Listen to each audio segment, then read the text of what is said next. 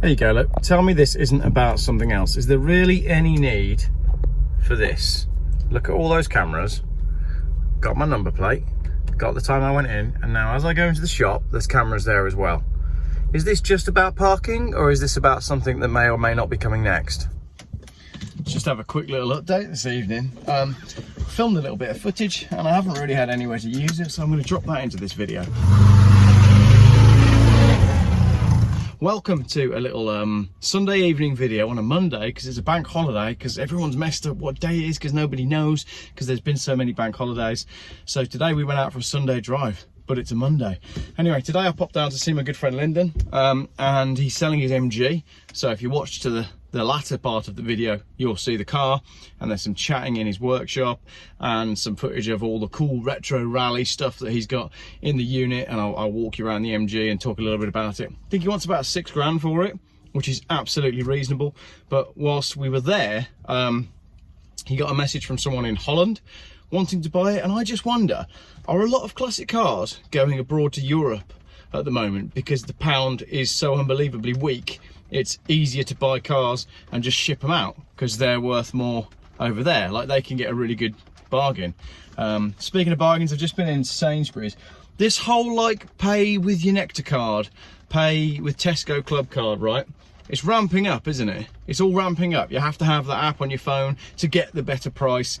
And I just feel like all of that is preparing us for what's coming next with the whole central bank, digital currency, social credit score, and the idea of getting us used to having two different prices. You know, it's £20 if your social credit score is acceptable. If your social credit score is not acceptable, it's £37. So there'll be £17 different or not. And then on the car park on the way in, we've got number plate recognition cameras. Right now from here I can see 1, 2, 3, I can see at least 4 cameras from where I am now. It's just a supermarket. Is there any need for it? I find it all a bit nuts. Let's interrupt this talk of conspiracy theories to show you a little clip from Wednesday when I dropped off some alloy wheels to have them powder coated and collected my freshly powder coated alloy wheels for my car. I have my new wheels on. No centre caps yet, and I need to clean the car, so we'll do that later. I'm wearing my crazy person glasses today. These glasses are really handy because they make everything look slightly happier because they've got a yellow tint, but also they make you look slightly crazy. So if you're having the sort of day where you don't want anybody to mess with you or talk to you, like if you're in a supermarket, for example, with these glasses, people just look at you like you've got something wrong with you. And I'm okay with that, because I'm having one of those sort of days today. Anyway, we're going to drop off some alloy wheels to get refurbished. I'll show you which ones we're doing. I've got a fresh set of Toyo tyres on my Volvo.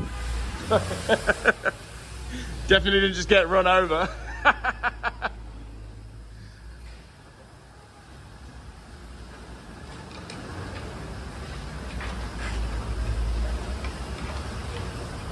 But the ones that came off weren't that bad, so I've now got a spare set of Dunlops from last summer. I have got these wheels which came off the blue Volvo 850. These are pretty haggard.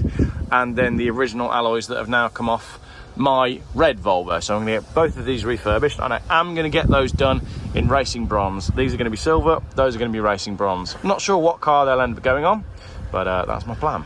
And now, back to the update from General Update.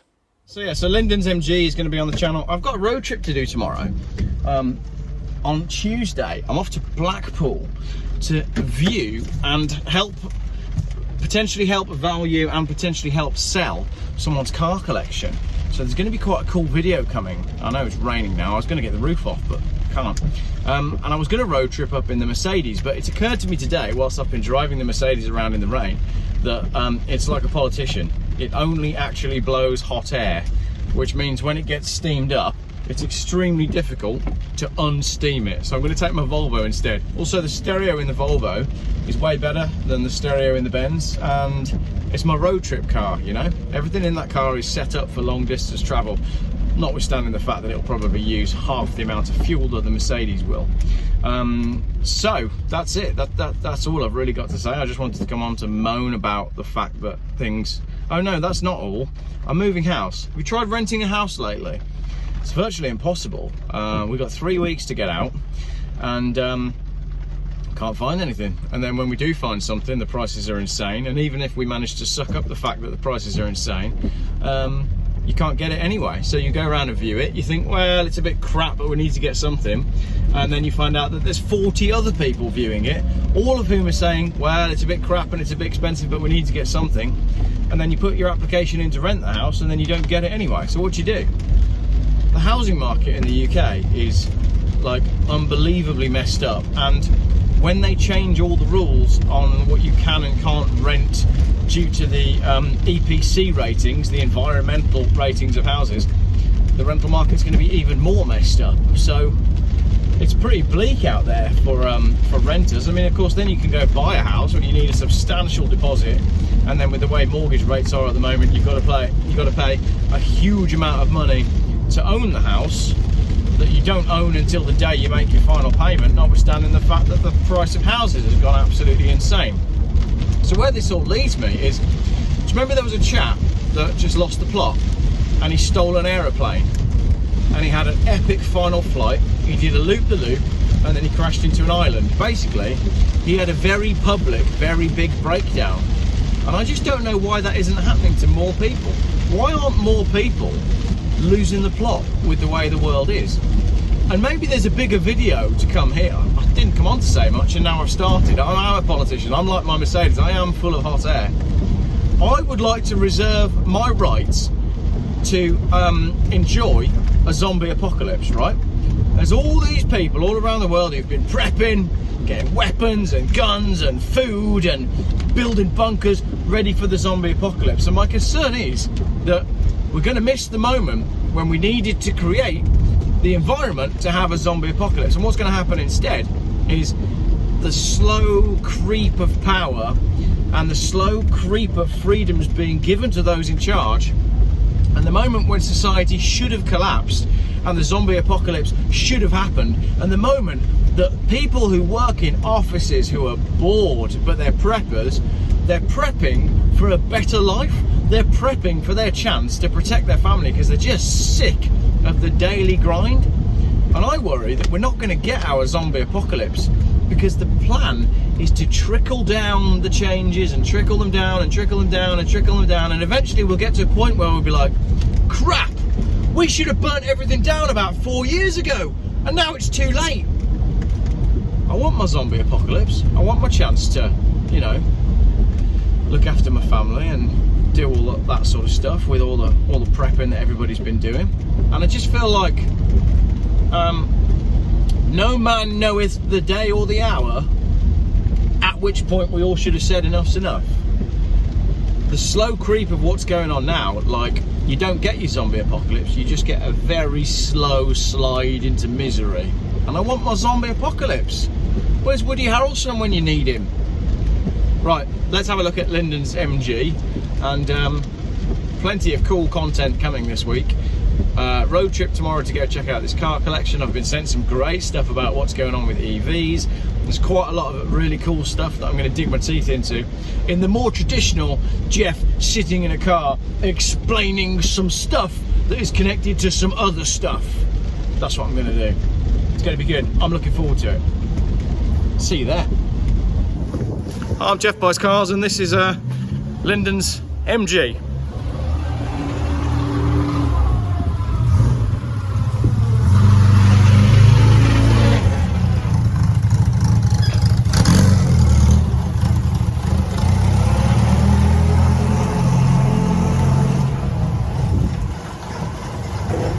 It's a 1967, repainted in Rover Nightwatch blue sometime in the 1990s.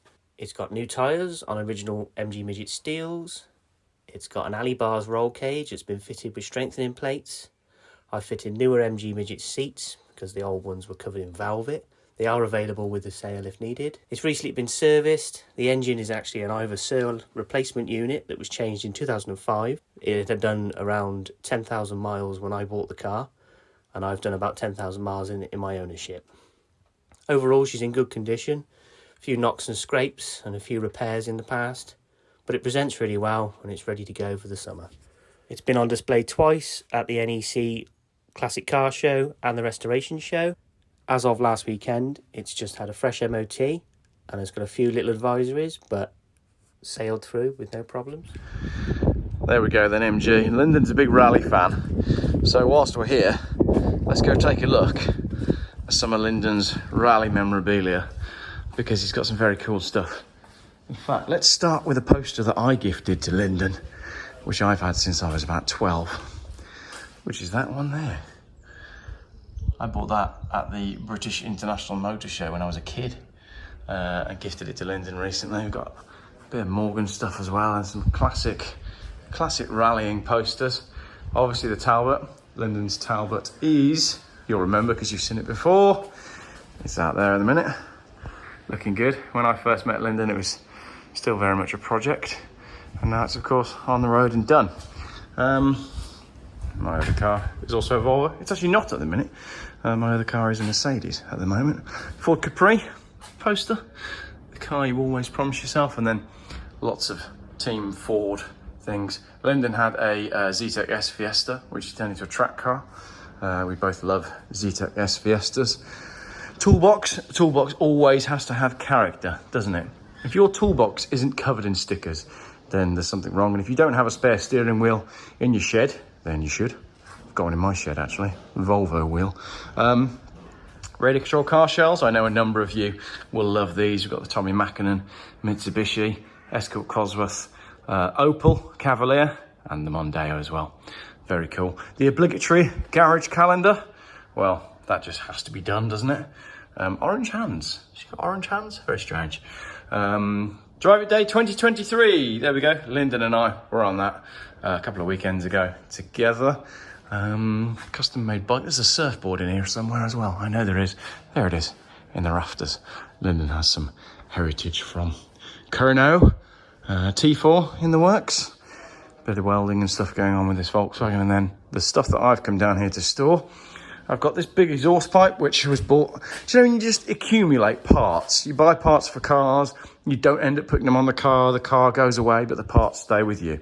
We've got the exhaust pipe that I was going to put on the Volvo touring car and never did. That'll go on some point in the future. I've got some lights here for a Volvo 940.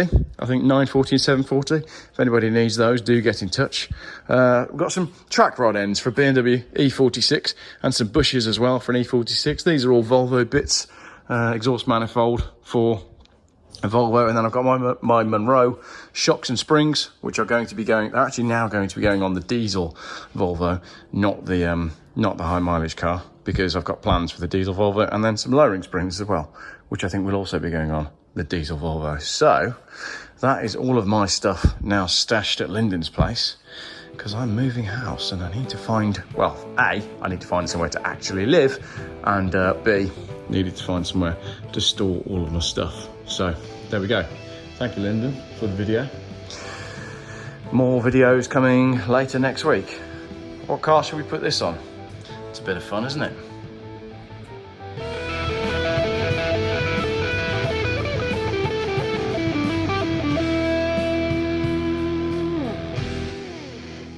Geoff buys cars. Still, YouTube's most boring car channel.